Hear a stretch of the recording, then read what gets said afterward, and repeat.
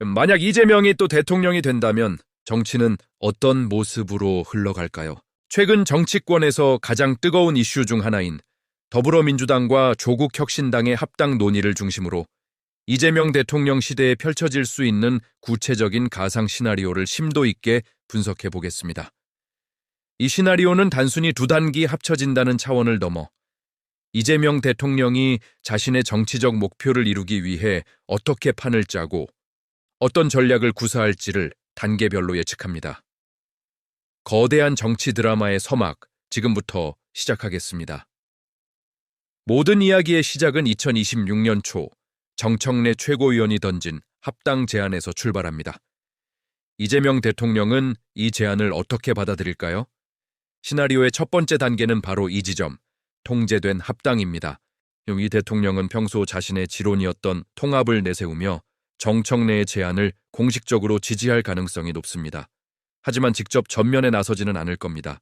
왜냐하면 당내, 특히 강성 친명계의 반발이 만만치 않을 것이기 때문이죠. 조국 대표를 향한 이들의 반감은 생각보다 깊습니다.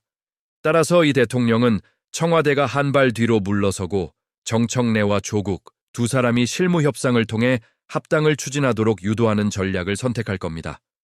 이는 대통령에게 정치적 부담을 덜어주면서도 합당의 큰 그림을 자신이 원하는 방향으로 이끌어가는 고도의 정치술입니다. 물론 조국 혁신당도 순순히 합당에 응하지는 않겠죠. 자신들의 정체성을 지키려 할 겁니다. 이 시나리오에서는 이재명 대통령 측이 조국 혁신당의 강경한 요구, 예를 들어 개헌이나 사회권 강화 같은 핵심 정책들을 일부 수용하는 조건을 제시합니다. 이는 합당의 명분을 쌓고 조국 대표 측의 참여를 이끌어내기 위한 당근입니다. 하지만 동시에 채찍도 준비합니다. 조국 세력의 핵심 인사들에게는 당내 주류가 아닌 특별위원회 위원장 같은 비주류 직책을 부여해서 그들의 영향력이 과도하게 커지는 것을 막는 거죠. 이 과정에서 친명계의 불만이 터져 나올 수 있습니다. 그때 이재명 대통령이 직접 나섭니다.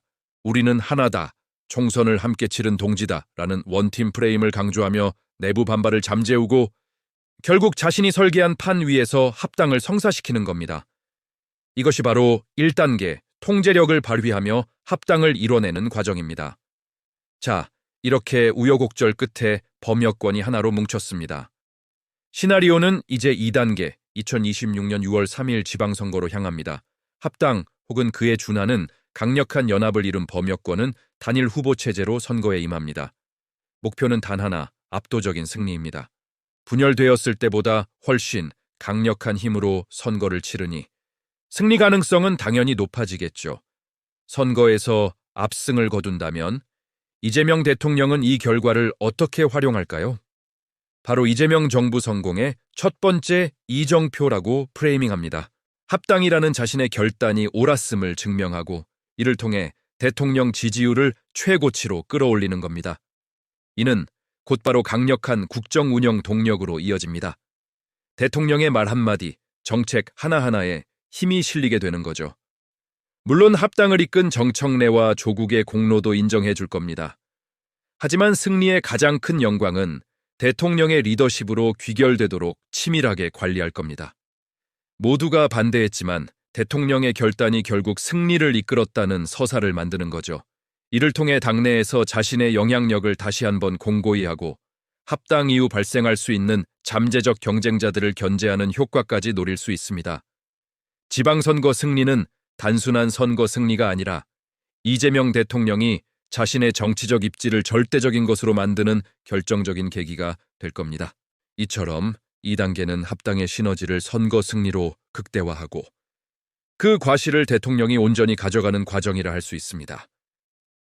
지방선거라는 큰 파도가 지나간 2026년 하반기, 이제 시나리오는 3단계, 당내 안정화와 세력 균형 맞추기로 접어듭니다. 합당 이후 민주당 내에는 크게 3개의 세력이 존재하게 됩니다. 기존의 친명계, 정청래를 중심으로 한 친청계, 그리고 조국 대표와 함께 들어온 조국계. 이 세력들이 서로를 견제하며 아슬아슬한 균형을 이루는 것이 이재명 대통령에게는 가장 이상적인 구도입니다. 특히 정청래와 조국 두 사람이 너무 커지는 것을 경계해야 합니다. 그래서 대통령은 자신의 측근이나 온건파 인사들을 당의 핵심 요직에 배치해서 균형추 역할을 하도록 만들 겁니다. 공천권이나 주요 정책 방향을 결정할 때도 대통령의 의중이 결정적으로 작용하도록 시스템을 정비하겠죠. 이 과정에서 조국 대표와 관련된 과거의 사법 리스크가 다시 불거질 수도 있습니다. 이재명 대통령은 이를 이미 끝난 과거사로 규정하고 더 이상 정치적 논란이 확산되지 않도록 관리할 겁니다. 정부 운영에 부담이 되는 것을 막기 위해서죠. 만약 정청래와 조국 혹은 친명계와 다른 세력 간의 갈등, 이른바 명청 갈등이나 명조 갈등이 심해지면 어떻게 할까요? 그때는 대통령이 직접 중재자로 나섭니다. 갈등을 해결하고 당을 하나로 묶는 리더의 모습을 보여주면서 통합된 민주당 이미지를 대중에게 각인시키는 겁니다. 결국 3단계의 목표는 합당 이후의 혼란을 빠르게 수습하고 대통령이 완벽하게 통제할 수 있는 안정적인 당내 권력 구조를 만드는 것입니다. 시간은 흘러 2028년 이재명 대통령의 임기 후반부입니다. 시나리오는 마지막 4단계, 후계 구도 관리와 장기 권력 유지로 들어섭니다. 지방선거 승리와 안정적인 당 운영을 통해 구축한 막강한 정치적 영향력을 바탕으로 이 대통령은 자신의 임기 이후까지 내다보는 큰 그림을 그리기 시작합니다. 현행 헌법상 대통령 재출마는 불가능하죠. 따라서 자신의 정치 철학과 노선을 이어갈 믿을 수 있는 후계자를 키우는 것이 무엇보다 중요해집니다. 이때 이 대통령은 직접 특정인을 지목하기보다는 여러 친명계 주자들을 경쟁시키면서 자연스럽게 가장 경쟁력 있는 후보가 떠오르도록 유도할 가능성이 높습니다. 본인은 킹메이커로서 전체 판을 조율하는 역할을 하는 거죠. 이 과정에서 정청래나 조국 같은 인물들이 과도한 대권 야심을 드러낸다면 어떻게 될까요? 이 대통령은 그동안 구축해온 당내 견제 세력을 동원해 이들의 힘을 적절히 조절할 겁니다. 아직은 때가 아니다. 당의 단합이 먼저다. 와 같은 메시지를 통해 이들의 독자적인 행보에 제동을 거는 거죠. 이 모든 과정의 최종 목표는 단 하나입니다. 바로 이재명 정부의 성공적인 계승.